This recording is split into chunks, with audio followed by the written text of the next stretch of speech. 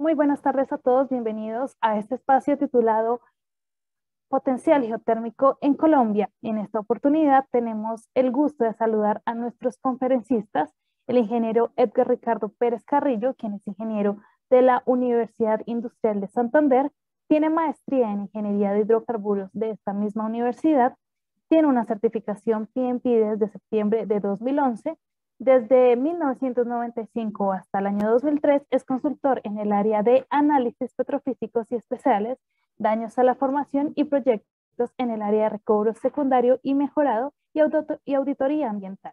Desde el año 2004 está vinculado a Ecopetrol, Instituto Colombiano del Petróleo, como líder de los laboratorios de análisis petrofísicos básicos y especiales. Además, es líder de proyectos de recuperación secundaria en el análisis de unidades disciplinas especializadas y es profesional 1A de optimización de producción en la unidad de disciplinas especializadas. Además, es especialista encargado del área de tecnologías de incremento de productividad y estabilidad de pozos. Bienvenido, ingeniero.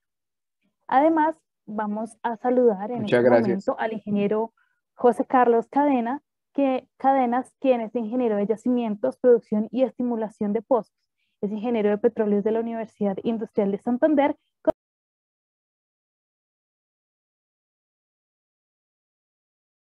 También es candidato y doctor en Ingeniería Química de la Universidad Industrial de Santander. Tiene 12 años de experiencia en ingeniería de yacimientos, gerenciamiento de energía de pozos, yacimientos no convencionales, simulación numérica y estimulación de pozos y nanotecnología en oil and gas. Experiencia en gerenciamiento de presiones de fondo, caracterización y modelamiento dinámico de sistemas de roca generadora, evaluación de sistemas ácidos fluidos de fractura, RPM y diagnóstico de daño de la perforación para pozos productores e inyectores. Además, cuenta con estudios en síntesis, funcionalización y caracterización de nanopartículas metálicas para aplicaciones de estimulación de pozos en Ecopetrol. También tiene experiencia en desarrollo de productos tecnológicos, metodologías de modelado y herramientas computacionales, radicación de 2 solicitudes de patente, y es autor y coautor de más de 10 artículos científicos. Bienvenidos y muchísimas gracias por estar acá. Le damos la bienvenida también a todas las personas que nos acompañan a través de nuestra plataforma de Zoom. Bienvenidos. Valentina, muchas gracias por la invitación. Voy a hablar aquí rápidamente en nombre de Edgar y mío. Es un placer estar aquí conectados con ustedes para compartir un poquito acerca del tema de geotermia, que es un tema que hoy es de mucho interés a nivel de la industria del oil and gas. Y lógicamente, pues esperamos tener un espacio de mucha realimentación y bueno, reafirmar el agradecimiento a ACIP por generar esos espacios y nosotros pues con todo el gusto de estar aquí con ustedes. Voy a preguntar si todos pueden ver la presentación, son tan amables, me confirman. Valentina. Sí, José, sí la vemos, sí señor. Bueno, muy bien. Entonces, como ya lo dijo Valentina, Edgar y mi persona, somos funcionarios de Ecopetrol, estamos trabajando en temas de geotermia y vamos a tomar un espacio en esta tarde para hablar un poquito acerca de lo que es la geotermia, o más que todo el contexto a nivel Colombia. Y para eso vamos a desarrollar la siguiente agenda que ya estaba propuesta en el flyer de la publicidad, donde vamos a hacer una pequeña introducción al tema de energías sostenibles. Vamos a mirar en sí qué es geotermia, cómo se clasifica o cómo se define. Vamos a mirar el tema de recursos geotérmicos en Colombia desde el punto de vista de las revisiones que se han hecho en los últimos años a nivel de servicio geológico y otras entidades. Y por último, pues vamos a mirar un poquito de las tecnologías de producción para que pronto nos vayamos empapando un poco del tema. Ese es un primer acercamiento que queremos hacer, un primer espacio que queremos generar. Posiblemente vamos a tener otro espacio donde vamos a profundizar un poquito más, pero bueno, es muy contentos de estar aquí. Muy bien, entonces vamos a comenzar con el tema de hacer una pequeña introducción a la energía sostenible. Digamos que para ese tema, como es conocimiento de todos los que están aquí en esta reunión, tenemos un gran desafío, ¿sí? El gran desafío es el tema de la energía. Cuando hablamos de energía, a veces pensamos solamente en hidrocarburos o solamente en electricidad o solamente en algún tema industrial, pero digamos que el gran desafío de la energía sostenible está enmarcado en las necesidades que hay a nivel mundial. Tenemos un crecimiento poblacional que va acelerado, ¿cierto?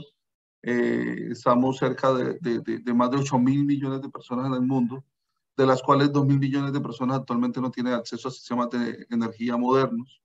Tenemos necesidades de mejor nivel de vida en las economías de crecimiento. Tenemos un aumento en la demanda energética.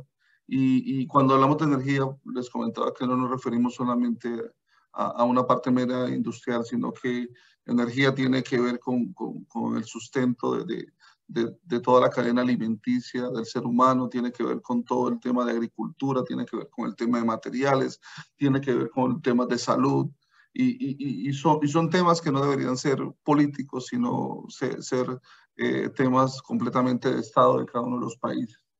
Además de las necesidades, el gran desafío está enmarcado en que no todo se vale, ¿cierto? Tenemos que producir energía de una forma sostenible, que ya vamos a ver ese concepto un poquito de qué se trata, y es en el tema de atender las necesidades que existen, al mismo tiempo que protegemos los sistemas biogeoquímicos planetarios, el tema del medio ambiente, los cuerpos de agua, y hay unos componentes que son el suministro de agua, los sistemas agrícolas, energías con límites de emisiones de CO2, que es el tema que nos atañe en este momento.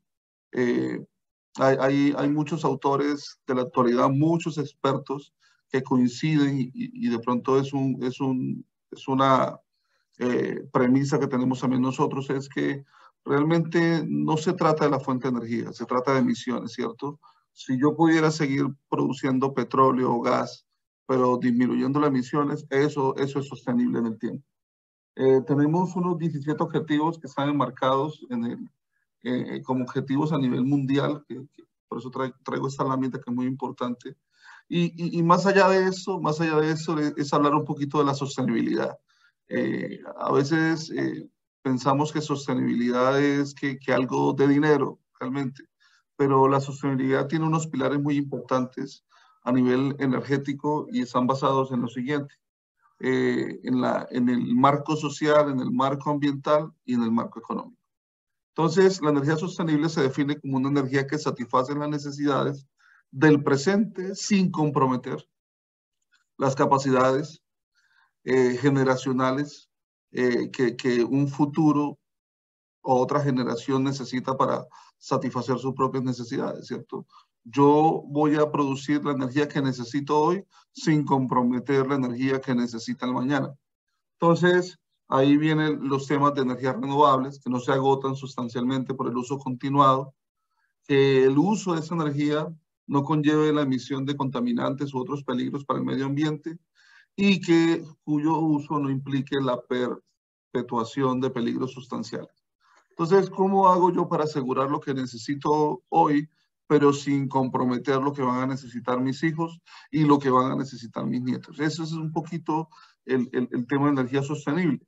Y el tema de energía sostenible está intrínsecamente amarrado con el tema de matriz energética mundial, que es un tema que ya muchos de aquí conocen, ¿cierto? El tema de cómo ha sido el desarrollo energético. Digamos que en los años 1800 teníamos una dependencia completa de la biomasa, pero cuando entran los hidrocarburos y entra el carbón a ser parte de la economía marrón que llamamos, son ciertas fuentes de energía que llegaron y que nos han vuelto dependientes de ellas, ¿cierto?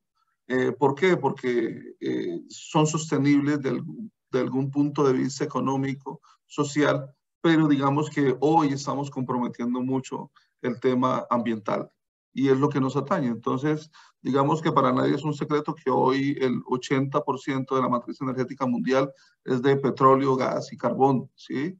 Y va a seguir siendo así por muchos años más. Ahora, nuestra mirada a la energía sostenible hoy es lo que realmente nos enmarca en el tema de la transición energética y nos va a llevar de alguna forma a poder hacer ese transicionar. Entonces, ven esta gráfica, miren la parte del aceite y del gas cómo ha crecido, y en los últimos 50 años esa partecita verde de energías renovables ha crecido muy poco, ¿cierto? Hoy el compromiso es a partir de la tecnología, a partir de los ecosistemas de innovación que estamos generando a nivel país, a nivel mundo, poder hacer un empuje grande para ese tema de la transición energética e impulsar las energías renovables. ¿Desde qué? Desde la base que tenemos, que es el oil and gas. Entonces, los combustibles fósiles, como una premisa general, carbón, petróleo y gas, han dominado y van a seguir dominando por la próxima década, por los próximos 20, 30 años, el mercado, la demanda, ¿cierto? Vemos países como China, India, que es donde se concentra la mayor parte de la población mundial, casi el 50% de la población en esos dos países. Tenemos que la demanda va creciendo y va a seguir creciendo, como lo dijimos al principio. Entonces es ahí donde nace el tema del que vamos a hablar, y es que la pregunta es, bueno, ¿cómo nos descarbonizamos un poco? ¿Cómo vamos a ir haciendo esa transición energética? Vamos a depender menos del carbón, del aceite y del gas, pero ¿cómo lo vamos a hacer? Entonces vienen las vías de descarbonización y ahí encontramos la geotermia, el almacenamiento de dióxido de carbono, el almacenamiento y aprovechamiento de hidrógeno, como lo estamos viendo diariamente en nuestras noticias. Y el tema de la geotermia nace como una respuesta a una necesidad no que se esté comenzando a desarrollar. Los sistemas geotérmicos tienen mucho tiempo y han estado en el ojo de la industria hace mucho tiempo, pero hoy se hace muy necesario que de alguna forma ataquemos este frente que nos puede dar algunas cosas muy importantes en lo que estamos requiriendo, ¿cierto? Los yacimientos van depletándose, aún tienen una capacidad de darnos unas reservas importantes en el tiempo, pero las emisiones nos están matando, ¿cierto? Y de pronto las emisiones de Colombia no son muy importantes con respecto a las emisiones de Asia, Pacífico, por ejemplo, pero sin embargo aportamos un granito de arena y desde nuestra vista, desde nuestra visión de país, tenemos un compromiso con el mundo entero. Entonces, es ahí donde nace el tema de la geotermia o nace este enfoque que tiene la industria en este momento. Pero ¿qué es la geotermia? La geotermia es una energía, sí, un tipo de energía geotérmica y que viene del calor de la tierra, ¿cierto? La palabra geotermia viene del griego geo y del terme, que es calor, y es como aprovecho ese calor que está ahí en la tierra. Es una energía, una fuente renovable, ¿cierto? Porque el calor se produce continuamente en el núcleo de la Tierra, o sea, siempre lo va a tener ahí. Entonces, ¿cómo hacemos nosotros para llegar a capitalizar todo eso? Y es ahí donde viene ¿por qué voy a usar la geotermia, ¿cierto? Y es que hay unos usos bien particulares que nos da la geotermia. Antes de entrar un poquito con Edgar, que nos va a hablar un poquito más de la parte técnica de eso. Y es, miren esta curva a nivel del tiempo de las capacidades acumuladas en megawatts que nos da la geotermia, ¿cierto? Al año 2010, miren cómo creció en los últimos 60 años en los temas de electricidad, en los temas de calefacción, en los temas de uso directo.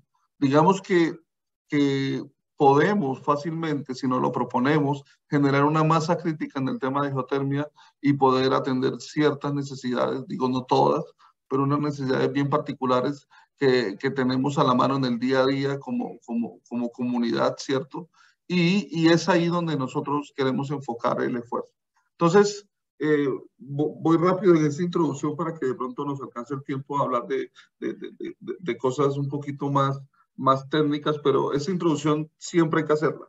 Tenemos que estar enfocados, tenemos que tener el contexto, tenemos que, como industria de oil and gas y otras industrias afines, porque sé que aquí no hay solamente ingenieros de petróleo, ni ingenieros químicos, ni de estas escolaridades, sino que sé que también hay muchos ingenieros ambientales, civiles, industriales, y que tienen la capacidad de aportar un granito de arena para el desarrollo de esos proyectos que se vuelven de extrema necesidad en ese tiempo. Entonces, una vez definido eso, yo quiero darle rápidamente paso a Edgar para que nos comience a hablar un poquito de lo que es la geotermia, qué es eso de alta entalpía, qué es media entalpía y qué tenemos nosotros disponible en ese momento en nuestro país. Edgar, adelante, gracias. Gracias, José, muy amable.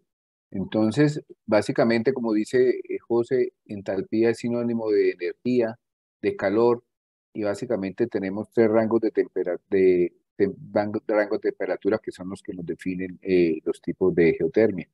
Entonces, cuando hablamos de geotermia, alta entalpía es lo más parecido a lo que tenemos en nuestra industria del petróleo, donde perforamos diferentes pozos, hay diferentes esquemas, bien sea con inyección de agua en el mismo pozo, producir en el mismo pozo, o hacer un sistema de arreglo de pozos inyectores y un pozo productores. Básicamente lo que buscamos en alta entalpía es gradientes geotérmicos mayores a 50 grados centígrados por kilómetro. Eso que nos permite que vamos a obtener en fondo de pozo temperaturas mayores a 150 grados centígrados. Básicamente está orientado hacia zonas muy cerca o en cercanía a límites tectónicos, donde hay alto vulcanismo, fallas de rumbo. Sin embargo, también lo tenemos en algunos yacimientos que tienen gradientes a de presiones anormales y en algunos sitios de la cuenca de los llanos. Básicamente para esto de alta entalpía implica, como les decía, lo más parecido a nuestra industria del petróleo, perforar y inyectar agua y para sacar ese vapor. Eh, Básicamente después de que el vapor está en cabeza, entonces lo que se hace es producir esa energía eléctrica mediante ciclos extractivos de vapor, bien sea con ciclos Rankine o, o de una fase o de dos fases. En media entalpía, entonces ya lo que vamos a tener es temperaturas en fondo entre 100 y 150 grados centígrados. Está muy asociado a lo que en el decreto 1318 del 2022 se llama coproducción. Entonces, básicamente, normalmente ahí lo que se hace es abrir zonas que tenemos en nuestros campos petroleros, producir esa agua y de esa agua despojarle el calor y usando ciclos Rankine, ciclos binarios combinados, lo que hacemos es convertir, capturar el calor, pasarlo a una turbina y generar electricidad. En baja entalpía, entonces, era una de lo que mostraba José. Básicamente hace referencia a zonas que tenemos en temperaturas de fondo de 30, 75 grados centígrados. Básicamente en lo que tiene que ver esto en zonas de termales, y pues es una industria que está muy desarrollada hacia las zonas del Viejo Caldas, donde se tiene toda la parte de termales. Y muy baja entalpía son donde prácticamente tenemos gradientes normales de temperatura y donde hacemos pozos a 250 metros para básicamente utilizar ese agua caliente para sistemas de refrigeración y producción de calor mediante bombas de calor. Siguiente, José. Entonces, este mapita es las manifestaciones hidrotermales en Colombia. Básicamente nos ayuda a ver cómo en Colombia tenemos un buen potencial y cómo el Servicio Geológico a partir de este mapa de manifestaciones termales y otros análisis geoquímicos, geológicos, levantaron el mapa que veremos más adelante del potencial térmico, geotérmico de Colombia. Entonces, si ustedes ven, ahí hay diferentes tipos de zonas, hacia las zonas de la cordillera central, se tienen puntos con temperaturas hidrotermales entre 80 y 100 grados centígrados. O sea, sale prácticamente el agua hirviendo en superficie. También tenemos lo que son las fumarolas, entonces básicamente en toda esta zona de nevados del Nevado del Ruiz hay buenas manifestaciones de fumarolas en la parte de Nariño, Chile, Cumbal es básicamente asociado a la fumarola a la parte de sistemas geotérmicos. En Colombia, pues básicamente es, a través de la empresa Parex, con Ecopetrol, pues se han hecho algunos pilotos, pero básicamente es media y baja entalpía. ¿Qué hacemos? Pues el agua de coproducción se le despoja el calor y se utiliza para generar energía a través de synchro rankings, como les decía anteriormente. Sin embargo, normalmente esta producción de energía que se obtiene a través de coproducción es menor a un megavatio. Entonces, en este piloto de Agua Azul en Casanare, están produciendo autogeneración de energía la empresa Parex. Básicamente está al orden de 0.035 megavatios. Sin embargo, en su máxima capacidad podría generarse 672 kilovatios y sería más o menos equivalente al consumo de energía para 117 hogares.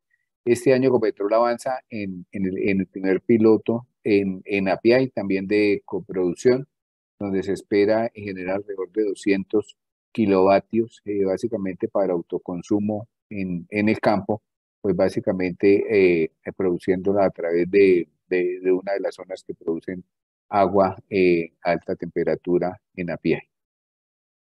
Siguiente. Esta es una vista de la planta de Parex.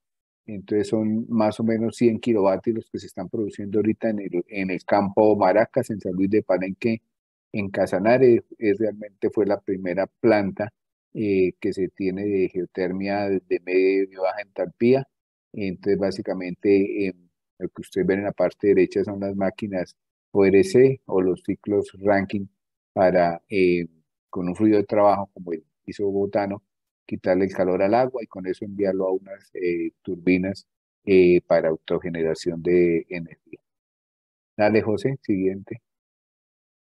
Bueno, pero entonces siempre la pregunta que se hace como es, ¿cuál es la diferencia con las demás fuentes de energía renovable?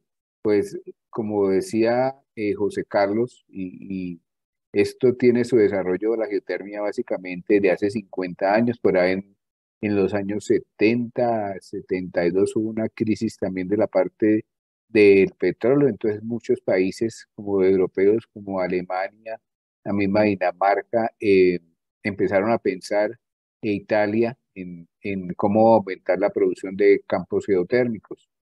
Entonces, es así como se hacen los primeros desarrollos de campos en la parte, en Alemania. En Italia ya había unos campos que estaban produciendo desde 1920 aproximadamente, y entonces esos campos ahí empiezan a aumentar por necesidad la producción de energía para suplir a diferentes países y alcanza a producirse unos 10 gigavatios ya en el 2010. Ahorita más o menos la producción a nivel mundial está de 30 gigavatios. Entonces, ¿cuál es la diferencia? Pues básicamente es lo que tiene que ver con factor de planta. El factor de planta es cuánto tiempo del día me está autogenerando energía y también lo que tiene que ver con el uso del suelo. Entonces, si ustedes ven en la parte de la derecha, en la parte de la derecha, el factor de planta más alto que se tiene, bueno, por debajo de la nuclear. La nuclear tiene un factor de planta pues prácticamente el 100%, es decir, que yo si tengo mi reactor encendido por las 24 horas, voy a generar las 24 horas, es la geotermia. La geotermia tiene más o menos un factor de planta del 90%, es decir, casi prácticamente todo el día usted puede estar generando, recibiendo calor y convirtiendo en energía. Y normalmente los pozos que se perforan tienen una vida entre 30 y 40 años. También por uso del suelo, normalmente ahí las .3 hectáreas hace referencia a mi tamaño de PAP o el tamaño de perforo, el patín donde perforo los pozos. En un área de .3 hectáreas yo puedo tener hasta 3 o 4 pozos entre inyectores y productores. Y pues el punto 1 hectáreas pues básicamente es el tamaño del reactor. ¿Sí? Si lo comparamos con el siguiente que es en factor de planta, que es la biomasa, Entonces la biomasa tiene, que es el círculo de al lado, exacto, normalmente está más o menos 1 hectárea para producir 1 megavatio. Entonces, eso es más o menos, lo hace referencia al campo, al Electrovichada en Casanare, donde ellos más o menos con 20 hectáreas que tienen sembradas de eucalipto, están produciendo el orden de 20 megavatios para alimentar de electricidad a 40.000 personas en Puerto Carreño y algunas industrias. Ya si seguimos bajando, pues vemos como las hidroeléctricas, la energía eólica y la misma solar, aunque tienen usos de suelo de 2 hectáreas o 3 hectáreas, sin embargo los factores de planta para esas energías están por debajo del 60%, pues básicamente porque depende la eólica a que haya viento normalmente por debajo, por encima de 8 metros segundo para poder generar la energía solar, pues que tengamos sol las 8 horas que normalmente hay de sol y más importante pues la irradiación y pues ahí es donde se ve pues la gran diferencia.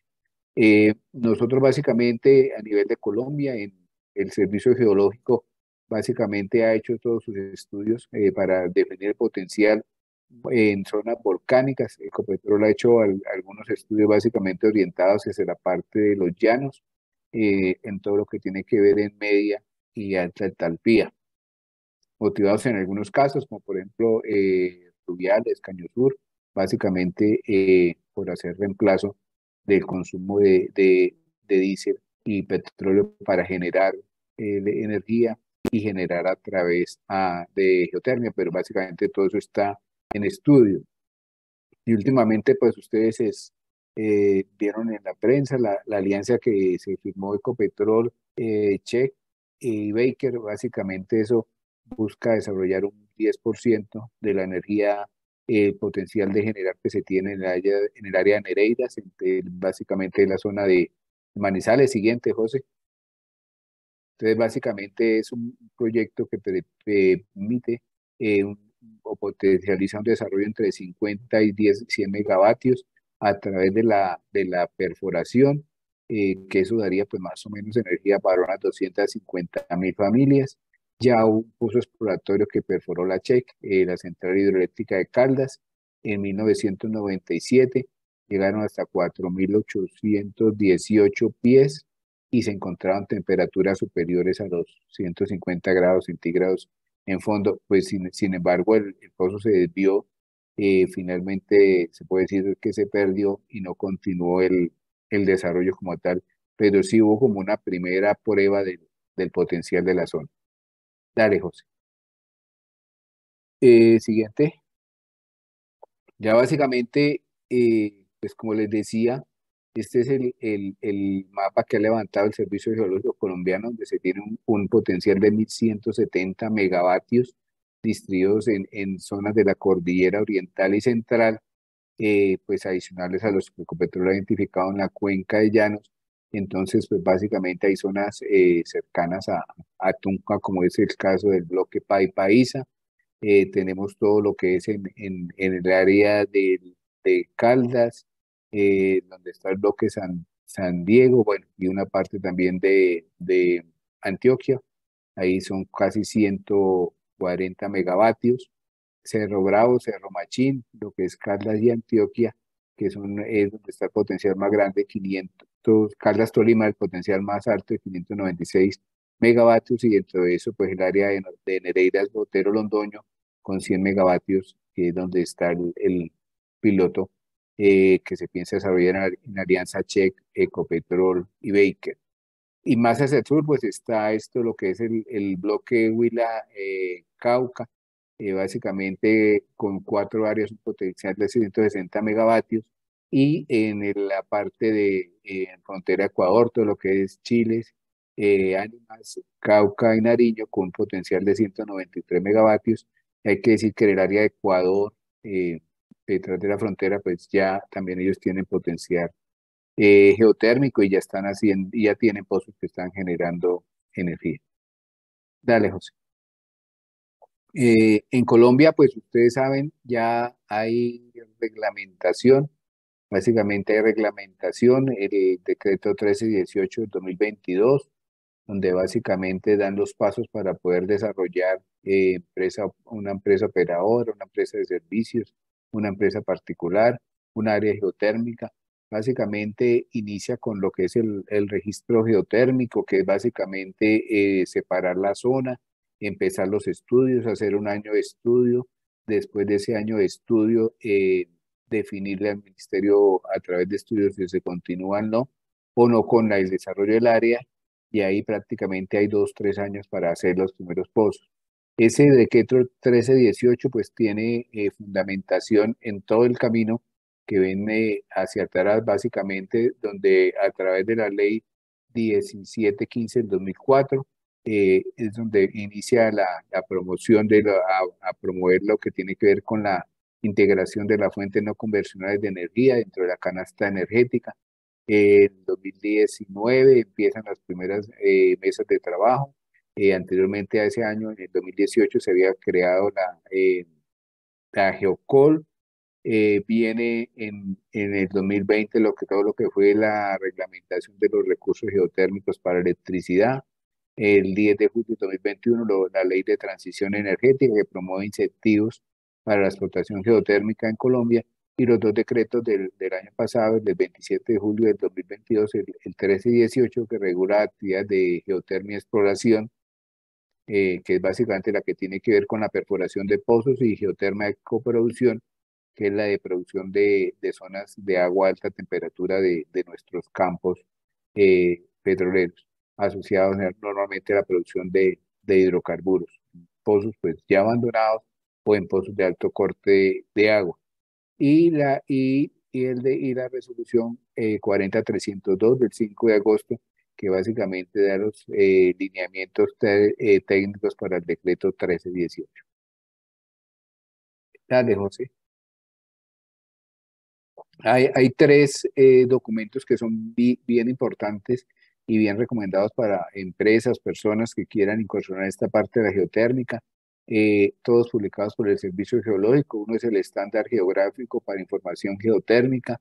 Hay un excelente trabajo de Alfaro, donde está todo lo que tiene que ver con la determinación de recursos, potencial de recursos geotérmicos de alta entalpía en Colombia, que es básicamente de donde salió el mapita que ustedes vieron, y el otro lo que tiene que ver a una profundización de ese trabajo de Alfaro, donde está todo el proyecto de investigación de lo que tiene que ver de estimación de potencial de recursos geotérmicos, también realizado por el Servicio Geológico Colombiano. Dale, José. Listo.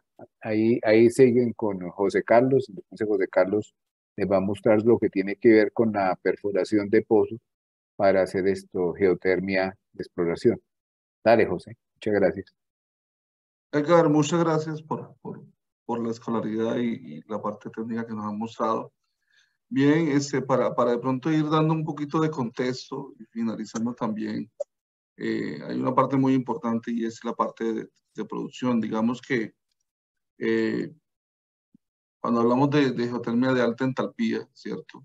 Que lo acabó de mostrar Edgar muy bien, nos referimos a esas altas temperaturas.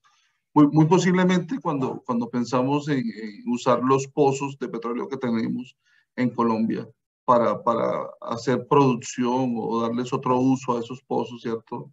Posiblemente las profundidades no vayan a ser o no nos vayan a dar la temperatura necesaria, ¿cierto? Para llegar a alta entalpía. Son más de 150 grados centígrados. Pero sí nos va a dar para media. Y en esos proyectos de alta entalpía, pues hay muchas cosas que hay que tener en cuenta, ¿cierto? Digamos aquí, les voy a mostrar rápidamente algunas tecnologías, ¿cierto?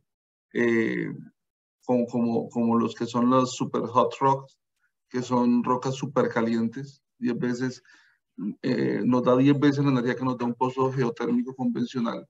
Y tenemos unos retos importantes, como lo mencionaba Edgar ahorita, asociados a la perforación. Digamos que para contextualizar todos esos temas, todo eso que estamos viendo aquí hay un habilitador que es la tecnología, ¿cierto? Digamos que hay cosas que hace 50 años no se podían hacer, hoy sí.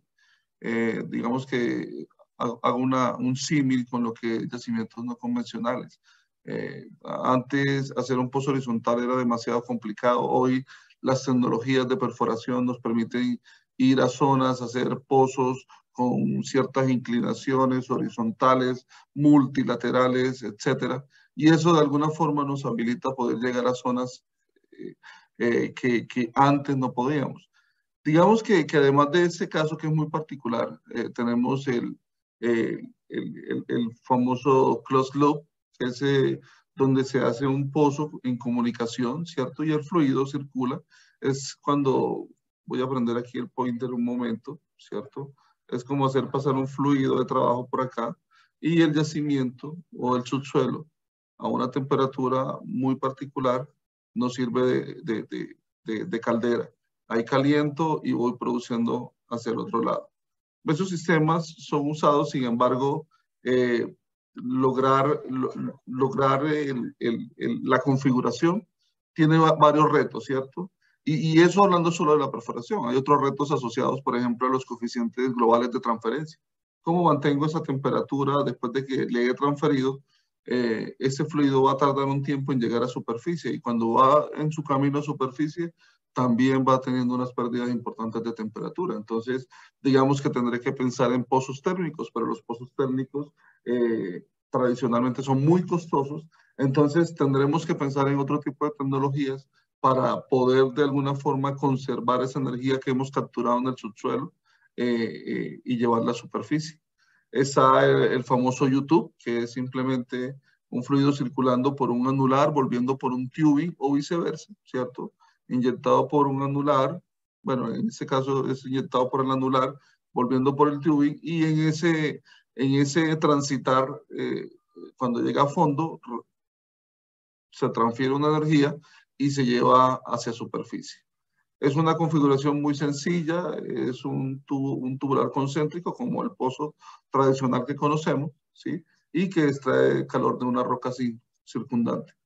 Y hay un tipo de tecnología o hay un tipo más que tecnología de configuración que son los famosos EGS, los Enhanced Geothermal System, que son yacimientos que ya están fracturados o que se fracturan hidromecánicamente para lograr de alguna forma alcanzar unos volúmenes. Entonces, imaginemos un pozo que es inyector de agua, ¿cierto? Un pozo que tiene una capacidad de 20.000, 30.000, 40.000, 100.000 barriles por día y que yo pueda capitalizar ese volumen en superficie después de haber tenido ese fluido de trabajo. Voy a hablar de un fluido particular, el agua. Después de haber tenido esa transferencia, claro, poder capitalizarlo en superficie. Entonces, lo que son los sistemas IES son sistemas fracturados que lo que hacen es a ampliar la ventana de volumen, de masa. Al final del día, cuando hablamos de energía, la masa es importante, ¿cierto? La masa que llega a superficie con una temperatura es importante. No es lo mismo tener 1.000 barriles a 100 grados centígrados o a 120 grados centígrados que tener 10.000 barriles a una temperatura menor, pero la masa de alguna forma logra capturar el valor que de pronto se pierde en una menor temperatura. Digamos que todas esas configuraciones, hablando de alta entalpía, son muy particulares. Aquí hay temas que de alguna forma tenemos que entrar a revisar muy particularmente, muy al detalle, hacer uso del modelamiento dinámico de yacimientos para entender. Nosotros como ingenieros de petróleo, hablo por nuestra escolaridad propia o por nuestra tradicionalidad, pues conocemos muy bien las rocas sedimentarias, ¿cierto? Que es donde encontramos el hidrocarburo. Pero cuando estamos hablando de esos sistemas y vamos a rocas metamórficas, ¿cierto? Rocas cristalinas que tienen un comportamiento diferente, que tienen una geomecánica diferente, que tienen unos retos totalmente diferentes. Tenemos una curva de aprendizaje que va a ser bien importante que capitalicemos lo más rápido posible para poder llegar a los objetivos que queremos alcanzar. Muy bien. Por acá tengo el tema de coproducción, que bien lo mencionaba Edgar hace un momento, que son, bueno, ya no tengo un sistema de alta entalpía, sino más bien de media entalpía. Entonces ahí sí las temperaturas son un poco menores, estamos hablando de 80 grados centígrados, 100 grados. Y aquí hay un tema muy importante y es la termodinámica. La termodinámica va a jugar un papel importante independientemente del fluido que nosotros utilizamos de trabajo. Ojo, aquí quiero hacer un paréntesis. Cuando hablamos de fluido de trabajo, estamos hablando del fluido que transfiere la temperatura. Hay otro fluido de trabajo que es el que se trabaja en las plantas o en los intercambiadores de calor para capturar el calor que trae ese fluido de trabajo de pozo. Entonces lo podemos clasificar en un fluido de trabajo de pozo y un fluido de trabajo de las plantas en superficie. Aquí tenemos el sistema orgánico Rankine, que es muy conocido, ¿cierto? Una generación de electricidad mediante un ciclo cerrado, ¿sí? Con un fluido de trabajo de bajo punto de ebullición, que al intercambiar calor con el fluido de producción se evapora y hace girar una turbina. Eso lo encuentra usted en un libro de termodinámica básica, donde esos ciclos, digamos, que lo que nos interesa es hacerlos más eficientes. Sabemos que ningún ciclo es perfecto, ¿cierto? No existe un ciclo perfecto, siempre hay pérdidas de energía, pero entre la tecnología nos ofrece algunas consideraciones o algunas evoluciones en el tiempo, digamos que podemos hacer esos ciclos mucho más aprovechables. Tenemos aquí pozos de desarrollo y completamientos térmicos, que ya lo hayamos visto, diseño, materiales, aislamiento, ¿cierto? Cementación que preserva el calor latente en las formaciones, que de eso les había hablado hace un momento. Y digamos que el sistema modular integrado de generación geotérmica, como lo están viendo aquí, un sistema de coproducción con procesos de recobro térmico, donde digamos que la tecnología juega un papel otra vez muy importante.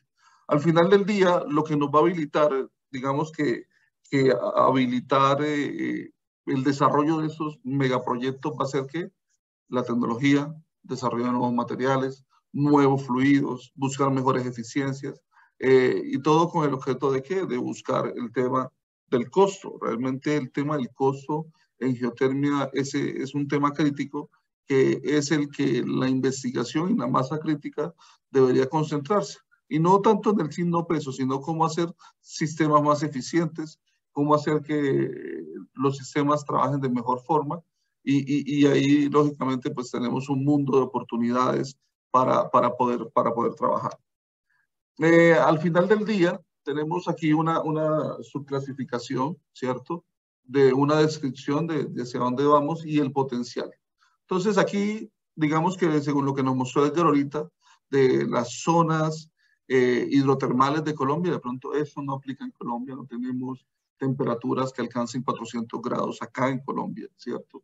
Entonces, eso es un tema crítico. ¿Por qué? Porque digamos que hablando desde el punto de vista geológico, se hace muy necesario que los estudios nos digan, venga, si usted quiere tener 150 grados, que es alta entalpía o comienza la alta entalpía, usted tiene que bajar hasta 10.000, 12.000, 14.000. Y todos sabemos que ahí la perforación, los completamientos, la producción, se vuelven temas bastante críticos, ¿cierto? Entre más profundo, entonces digamos que prácticamente nuestras herramientas, nuestros equipos, pues por la profundidad y por la temperatura son como pequeños juguetes a esas profundidades. Pero digamos que por acá tenemos el famoso closed loop, donde el fluido circula en un sistema cerrado, pues ahí tenemos algunas oportunidades. En EGS tenemos también oportunidades donde partiendo de buscar zonas, digamos, que estén naturalmente fracturadas y que tengan una muy buena conexión, ¿cierto? Entonces ahí vuelve y juega. Tenemos que comenzar a comprender cómo la petrofísica, cómo la geología, cómo la ingeniería de yacimiento se unen para, digamos, que generar un nuevo conocimiento y una nueva curva de aprendizaje en ese tipo de yacimientos. Lo mismo con el YouTube, el sistema convencional. Entonces, hay un mundo de oportunidades que necesitamos capitalizar, y lógicamente eso que les estoy mostrando aquí en pantalla solamente es, digamos que una muestra de lo que tenemos por comenzar a investigar, comenzar a mirar cómo podemos mejorar, y están planteados, ¿sí? Estos planteamientos no me indican precisamente que esos sistemas son enteramente funcionales, o sea, que funcionan totalmente. Todo tiene que hacerse debidamente especificando el lugar donde vamos a ir. Igual que cuando hacemos exploración de un pozo, por ejemplo, en nuestros sistemas petrolíferos, así también tenemos que capitalizar ese conocimiento para trasladarlo a esa área de la geotermia. Y ya para finalizar, aquí tenemos las etapas típicas del desarrollo de un proyecto geotérmico, digamos que son muy parecidas, como les acabé de mencionar, a las etapas típicas del desarrollo de un proyecto de oil and gas. Aquí tenemos la parte geológica, ¿cierto? Aquí comenzamos a mirar los gradientes de temperatura, la integración y definición de estrategias de perforación, cuáles son los targets, el tema acá después de la prefactibilidad, la factibilidad, entonces miramos las perforaciones, ¿cierto? Miramos cómo voy a perforar un pozo, cómo va a hacer su ángulo de ataque, qué lodos voy a comenzar a usar en ese pozo, qué tipo de configuración tiene que tener la tubería, ¿sí? Y de ahí en adelante no voy a hacer énfasis en cada una de ellas, pero digamos que aquí tenemos una prefactibilidad, una factibilidad, tenemos una implementación que es la ejecución, eso digamos que para el proyecto Habanero ese es un ejemplo de lo que ya está y lo que falta. Y por último, pues tenemos una operación y mantenimiento de esos sistemas. Alrededor de la prefactibilidad se tienen unos tiempos estimados de 2.5 años, normalmente la factibilidad 1.5, el desarrollo 3, que es perforar, poner en producción, comenzar a optimizar los sistemas, y lógicamente pues todo eso enmarcado que en una sinergia de muchas escolaridades, en una sinergia y un desarrollo holístico, partiendo de qué, de lo que es el oil and gas a lo que es la geotermia. Hay muchas cosas que se pueden capitalizar y que nos pueden llevar rápidamente en la curva de aprendizaje, y es precisamente lo que comentaba Edgar hace algún momento, poder capitalizar el conocimiento y esas alianzas como la que se acabó de dar con Check, que tiene experiencia, con Baker, que tiene también experiencia como empresa de servicio en el tema de perforación, y Ecopetrol, que es un operador y tiene muchos activos, también mucha experiencia. Yo creo que son los inicios. También fomentar al nivel de universidades, todo lo que es industria, academia, nos puede llevar rápidamente a generar la masa crítica que necesitamos en ese tema, y que posiblemente nos vaya a dar unos buenos rendimientos en el corto y mediano plazo. Muy bien. Entonces, digamos que cada uno de esos temas, ustedes ven que el tiempo ya se nos agota. Son muy generales, pero tienen una importancia técnica que es de alguna forma digna de dedicarle un espacio a cada una de esas cosas. Y bueno, no me queda más que agradecer a CIPE por esos espacios, porque digamos que nos permite compartir ciertas cosas que hemos venido visualizando, ciertas cosas que hemos venido desarrollando, y con el público y el contexto en general, y gracias a todos por la asistencia también, porque son esos espacios que de pronto sacar un espacio de 5 a 6 después de una jornada de trabajo no es fácil, pero nos puede nutrir bastante y nos puede generar varias ideas acerca de lo que estamos haciendo en ese momento y de las grandes oportunidades que tenemos específicamente en este tema de geotermia, ¿vale? Entonces, muchas gracias Edgar. Edgar es nuestro líder en la parte de geotermia y del estudio que estamos desarrollando en el Instituto Colombiano del Petróleo. Y bueno, tenemos grandes expectativas y la verdad, pues agradecer también a CIPED y a todos ustedes por la participación, ¿vale? Muchas gracias. Muchas gracias a usted, ingeniero José Carlos. Agradecemos su tiempo, su dedicación por entregarnos un material de alta calidad. Vamos a proceder a continuar con las preguntas. Ok, gracias. Entonces ya se las comento, ingeniero. Bueno, el señor Nelson Lizarazo pregunta, ¿en el proyecto de Agua Azul se le da energía a la población o solo para el autoconsumo en el campo? ¿Hay potencial para darle energía a las poblaciones vecinas? En lo que ellos presentaron el año pasado en ACIPEP y en otros congresos como la RENAC, lo de geotermia, básicamente lo tiene orientado esa autogeneración en el campo. Como les decía, ellos presentaban el dato de 100 kilovatios, sin embargo, la planta tiene capacidad casi hasta 600 kilovatios. O sea que sí, sí habría posibilidad para alimentar a veredas vecinas y todo eso, pero realmente no han vuelto a publicar, no sabemos si ya implementaron a dar energía a las comunidades cercanas o solamente están generando los 100 kilovatios para autogeneración en el campo. Ok, muchas gracias. Eh, Continuamos con la pregunta de Marco Lowe. Entonces dice, buenas tardes. ¿Qué distancia mínima recomiendan para pozos reinyectores y productores? Pues realmente como José mostraba el esquema tradicional, como si hiciera un paralelo entre uno con inyección de agua, no, hay pues es el que aplican la mayoría de campos, sobre todo en México, en El Salvador, eh, en Costa Rica, en campos como Cerro Prieto en México, ya están generando 750 megavatios. Más o menos la distancia que ellos tienen entre productores e inyectores está del orden de 300 a 500 metros, pero ya es un campo que está bien denso en pozos, tiene más de 200 pozos en, en, en cada una de las áreas, o sea, todo el campo son casi como unos 600 pozos.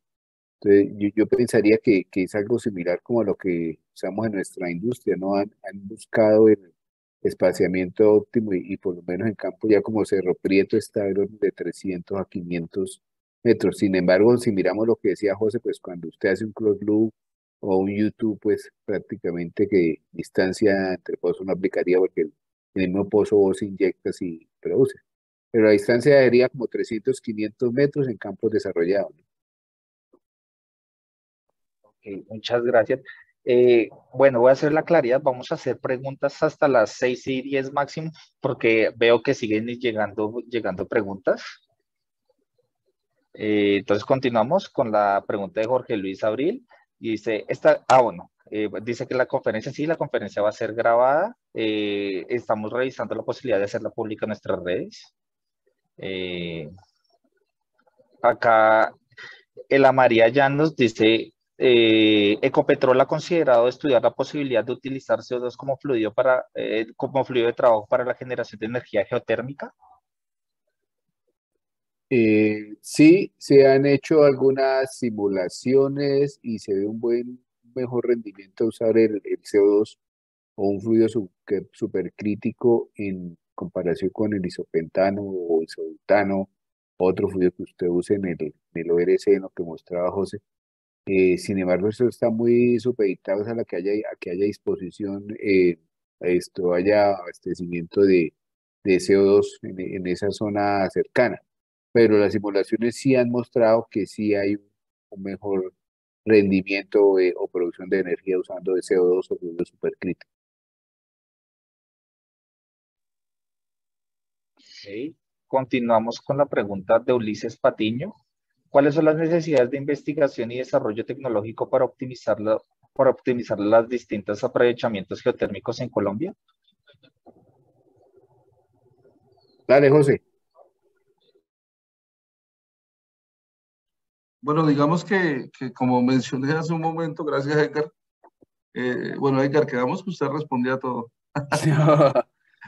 Eh, la generación de la masa crítica, y de pronto nosotros desde ICP lo tenemos bastante claro en generar los ecosistemas de innovación, de tecnología y de investigación. Digamos que hay un tema que yo mencioné muy particular que es la termodinámica, ¿cierto? Digamos que voy a poner una lámina que tenía por acá ahorita, eh, que a mí me gusta mucho porque digamos que esto nos ha habilitado en los últimos años muchas cosas, y es el tema de nuevos materiales, ¿cierto?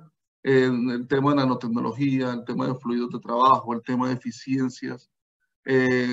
A veces nosotros con lo que tenemos o conocemos como ingenieros de subsuelo, como Edgar, que es petrofísico, en mi parte soy yacimientos, nos centramos mucho en el subsuelo, en el tema del pozo, pero digamos que esa parte de plantas superficiales para transferencia de calor es muy importante.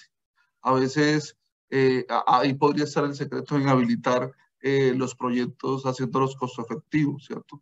Entonces, yo visualizo un gran abanico de oportunidades de investigación.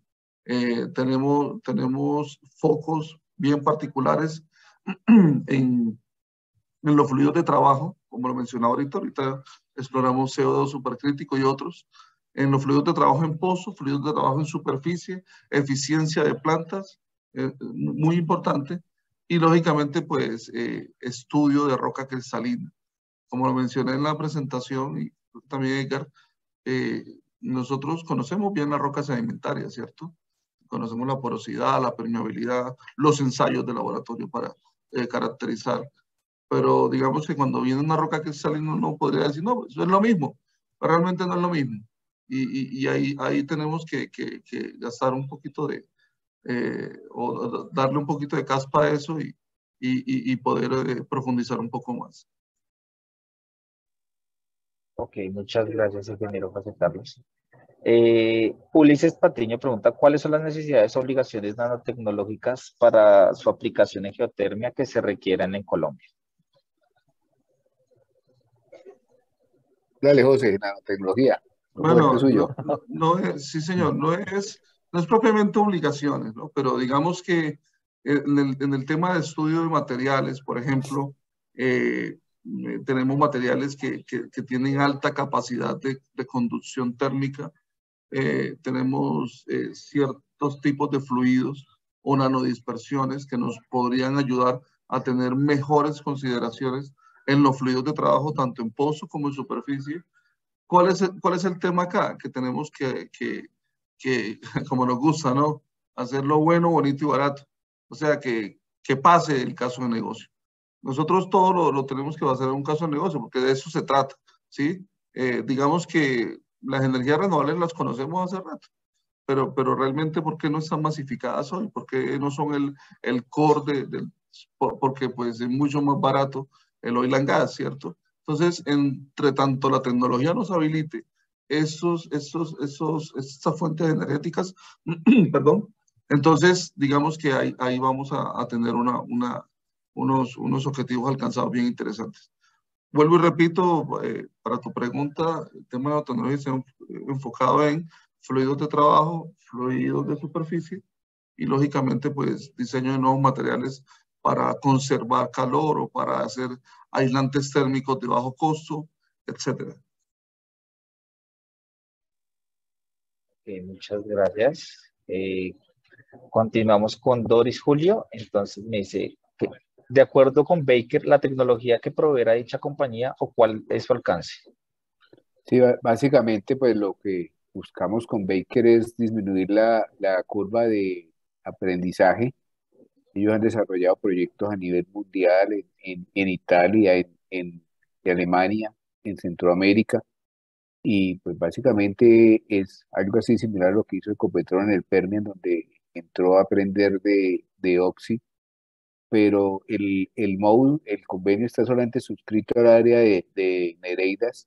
Entonces, la respuesta es no es obligación que en todos los pilotos que haga Ecopetrol otros emplean, realmente haya que hacerlas con Baker, pero sí lo que sí se busca es buscar compañías que ya tengan camino recorrido en geotermia. Está Baker, hay otras más, y eso es lo que buscamos. O sea, no arrancar desde cero porque nos llevaría mucho tiempo, lo que decía José, el perforar basamentos, todo eso, y es aliarnos con empresas que ya tengan la tecnología y agilizar la curva de aprendizaje. Muchas gracias. Vamos con Alberto Bello. Dice que le parece crítico lo que se refiere a risk assessment. ¿Cómo estiman este factor respecto a la composición de contaminantes en fluidos de producción en su proyecto? Pues básicamente lo que por ahora estamos definiendo es hacer hacer proyectos, como se dice, cerrados, donde la misma agua que se produzca se despoje del calor y se vuelva a inyectar, ¿cierto? Por ahora lo que se ha buscado o que se está buscando básicamente es zonas naturalmente fracturadas. No está por ahora contemplado entrar a zonas con que haya que hacer fracturamiento hidráulico. Normalmente se está haciendo en Estados Unidos. En Estados Unidos se fractura sin propante. Entonces, digamos que por ahora no está contemplado hacer nada que tenga que ver con fracturamiento hidráulico, sino usar zonas naturalmente fracturadas y pozos tipo J o desviados básicamente.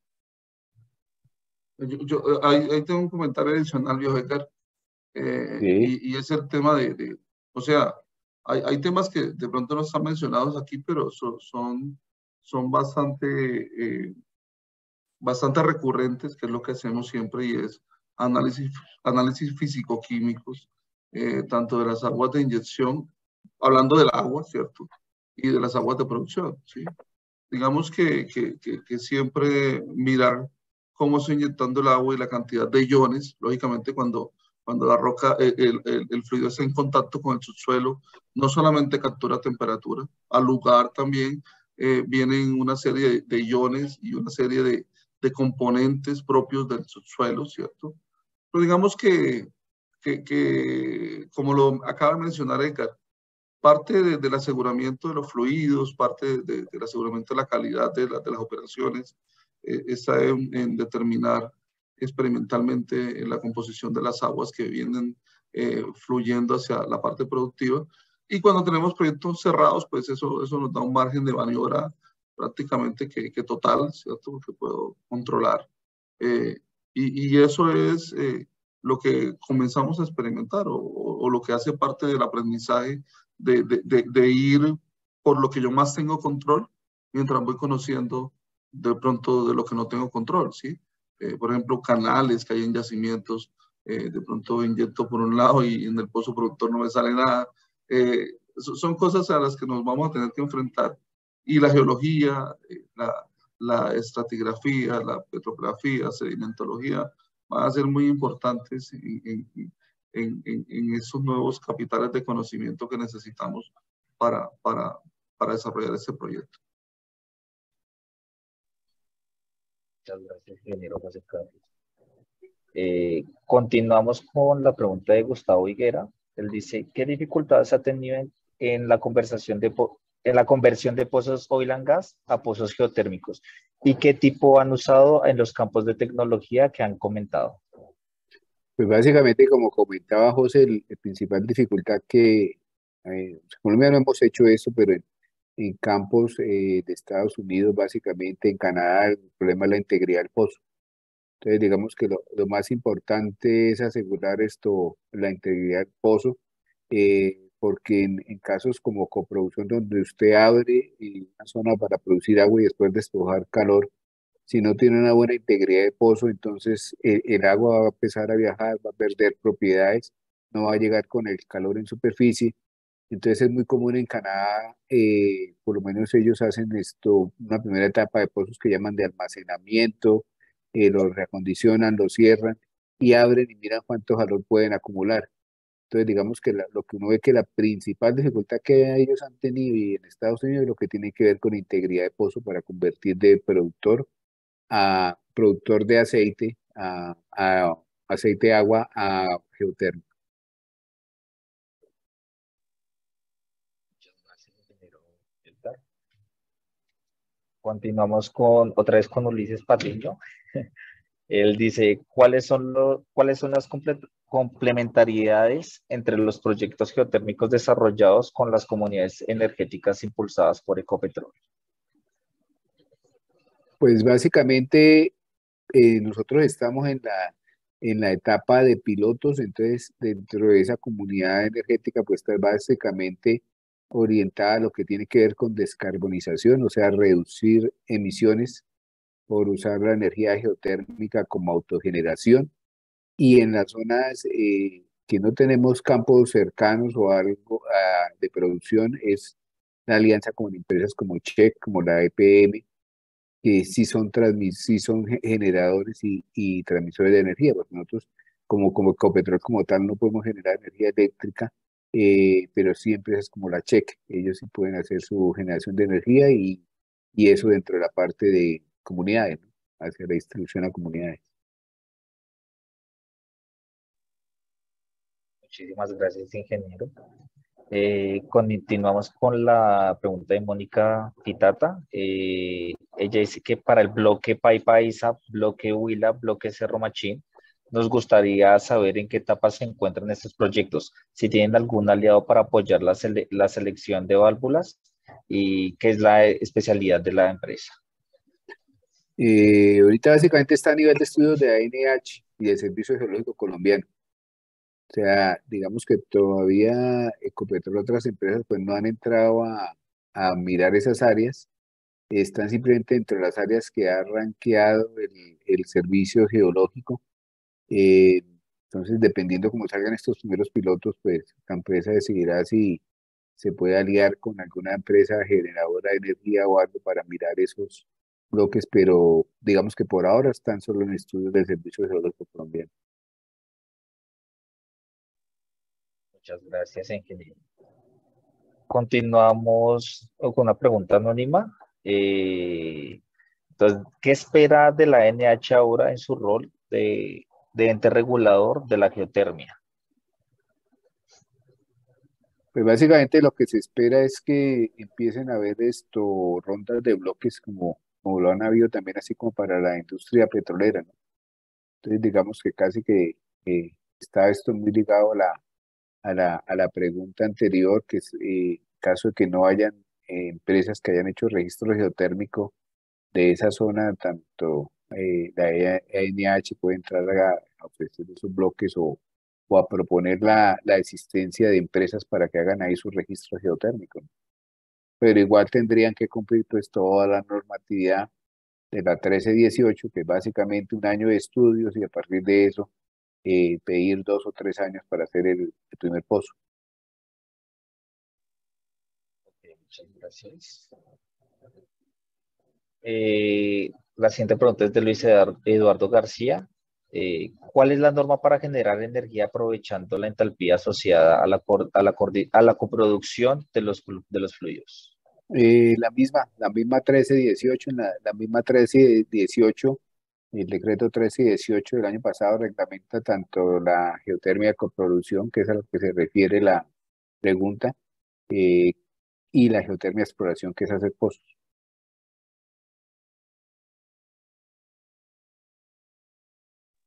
Muchas gracias. Ya se nos está acabando el tiempo para resolver dudas. Acá Kenir Cruz dice, ¿se usan productos químicos? ¿Se usan productos químicos ya sea en fase exploratoria o en fase de ejecución? Si es así, ¿qué productos químicos? No, la respuesta no se usa en esta parte de exploración. Solamente se llegarían a utilizar si se usa fractura, si se hiciera fracturamiento hidráulico. Sin embargo, en muchas áreas de Estados Unidos se están fracturando sin propante y simplemente lo que hacen es con el reductores de fricción y demás aditivos al agua, romper la roca y a partir de la rugosidad que se crea, pues casi que se mantiene abierta la fractura, entonces usan una mínima cantidad de propante. Ok. Vamos a responder las dos últimas. ¿Les parece, ingenieros? Sí, señor. Ok. Entonces, acá la pregunta es, dado los costos que se visualizan para la implementación de proyectos de alto impacto, ¿cómo podría desde la industria apoyar a comunidades para desarrollar proyectos de foco social? Pues básicamente, digamos que en el caso de mediana entalpía, pues aquí se ha visto en el eje cafetero, todo lo que es Caldas, cómo ha usado la geotermia para hacer calefacción en hoteles, en las zonas cercanas al Nevado de Ruiz. Hay proyectos de montar pues, pasteurizadoras usando la energía generada a la geotermia. y pues básicamente lo que se haría es hacer una alianza entre diferentes industrias, entre quienes generan, transmiten y las que la utilizan para sustituir consumo de energía eléctrica por esta energía. Entonces, básicamente lo que habría que hacer es una alianza en toda la cadena de generación y uso de energía, ¿no?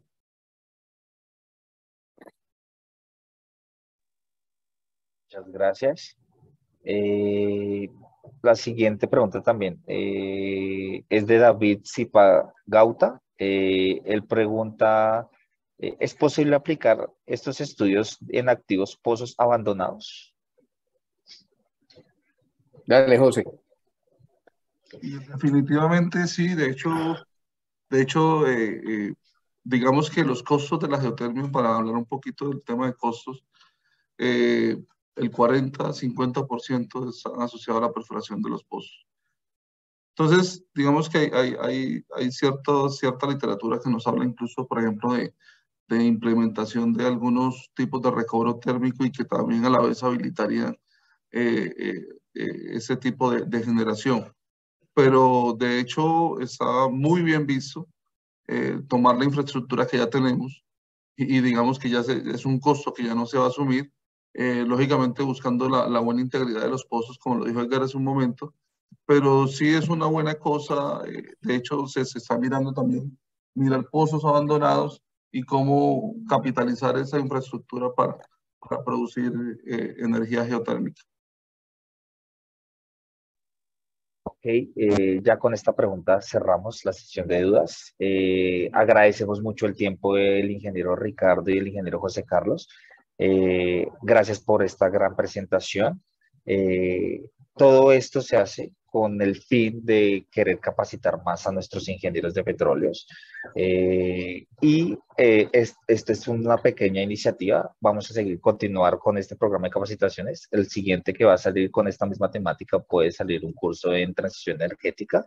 Entonces, para que estén pendientes de nuestras redes, igual voy a reiterar el tiempo de cada uno de los asistentes al webinar. Agradecemos mucho su tiempo y nos estamos viendo en una siguiente capacitación. Muchas gracias. Muchas Bueno, gracias, Santiago. muchas gracias a Edgar, todos gracias. y gracias a CIPEF y a todos los asistentes. Muchas gracias, feliz tarde. Hasta luego. Hasta luego, feliz tarde.